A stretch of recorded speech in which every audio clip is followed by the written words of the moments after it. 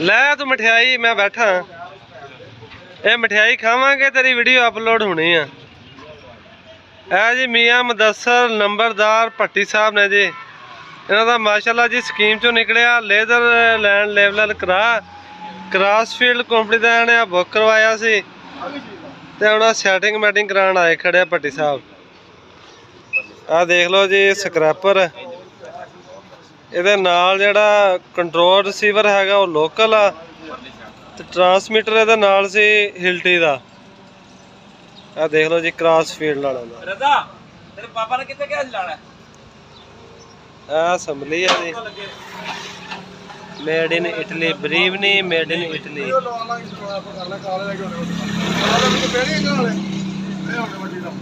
ਜ਼ਬਰਦਸਤ ਮਾਸ਼ਾਅੱਲਾ ਮਜ਼ਬੂਤ ਸਕ੍ਰੈਪਰ ਬਣਿਆ। चेक कर लो जी, पैंथर का टायर आ।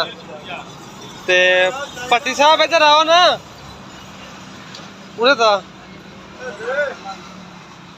भट्टी साहब दूरों दूरों कर रहे जी क्रॉसफील्ड वाले का शुक्रिया अदा। मैं क्या वीडियो चेक करो नाले थैंक यू हो जाएगा कि 6 हुण दसो जी की कहना चाहुंदे आ।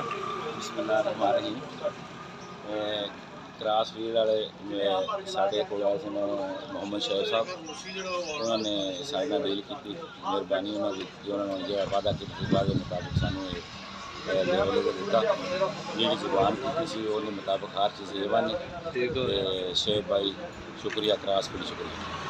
ਇਹ ਮੁਦੱਸਰ ਭਾਈ ਸਾਹਿਬ ਜੀ ਸ਼ੁਏਬ ਭਾਈ ਦਾ ਜਿਹੜੇ ਮਲਤਾਨ ਤੋਂ ਉਹਨਾਂ ਕੋਲ ਸ਼ਾਇਦ ਆਏ ਸੀ ਕ੍ਰਾਸਫੀਲਡ ਕੰਪਨੀ ਦੇ, ਉਹਨਾਂ ਦਾ ਥੈਂਕ ਯੂ ਅਦਾ ਕਰ ਰਹੇ ਆ ਕਿ ਸਾਨੂੰ ਡਿਲੀਵਰੀ ਉਹਨਾਂ ਨੇ ਟਾਈਮ ਤੇ ਦੇ ਦਿੱਤੀ और इंशाल्लाह गांव भी उन्होंने तावन पूरा करनगे। तो भट्टी साहब की तरफों साड़ी तरफों भी एक दफ़ा फिर उन्होंने शुक्रिया जी कि उन्होंने मेहरबानी की और उन्होंने पहुँचा दिता। देख लो जी आ स्क्रैपर आ जैक वगैरह माशाल्लाह जी मजबूत स्क्रैपर है जी क्रॉसफील्ड वालों का। देख लो जी जबरदस्त ਇਹ ਸਕੀਮ ਦਾ ਨਿਕਲਿਆ ਜੀ। ਦੇਖ ਲਓ ਗਵਰਨਮੈਂਟ ਦਾ ਤਾਂ ਲਿਖਿਆ ਹੋਇਆ। ਤੇ ਜਿਹੜੇ ਦੋਸਤ ਭਰਾ ਸਾਡੇ ਚੈਨਲ ਤੇ ਨਵੇਂ ਆ ਸਾਡੇ ਚੈਨਲ ਨੂੰ ਸਬਸਕ੍ਰਾਈਬ ਕਰਿਓ, ਵੀਡੀਓ ਨੂੰ ਲਾਈਕ ਕਰਿਓ, ਦੁਆਵਾਂ 'ਚ ਯਾਦ ਰੱਖਿਓ ਤੇ ਸਾਨੂੰ ਦਿਓ ਇਜਾਜ਼ਤ। ਅੱਲਾਹ ਹਾਫਿਜ਼।